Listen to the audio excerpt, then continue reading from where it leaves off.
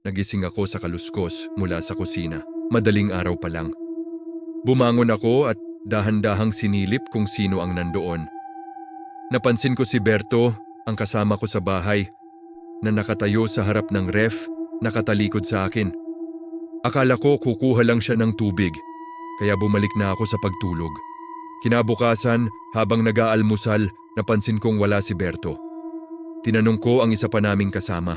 Ang sabi niya, umuwi raw si Berto sa probinsya noong isang araw pa dahil nagkasakit ang nanay niya. Nagtayuan ang mga balahibo ko.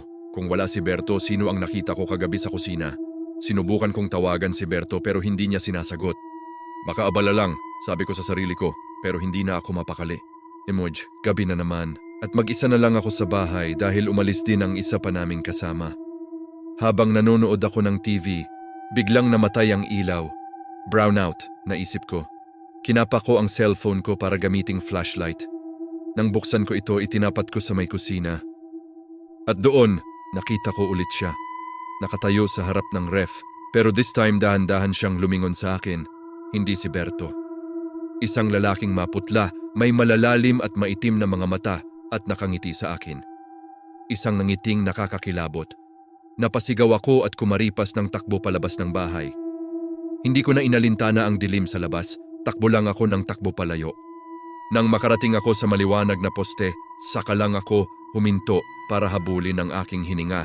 Maya-maya tumunog ang cellphone ko, si Berto ang tumatawag, sinagot ko agad. Umiiyak siya sa kabilang linya.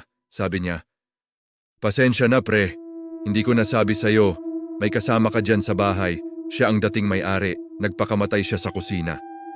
Pagkatapos ng gabing iyon, hindi na ako bumalik sa bahay na yon. Hanggang ngayon, hindi ko makalimutan ang ngiti ng lalaking iyon. Ang ngiting nagsasabing, hindi niya ako titigilan. Salamat sa pakikinig sa isa na namang kwento dito sa Ghostery. Kung may mga kwento rin kayong gustong ibahagi, i-comment nyo lang sa ibaba. Huwag kalimutang mag-subscribe para sa mas marami pang katatakutan. Hanggang sa muli.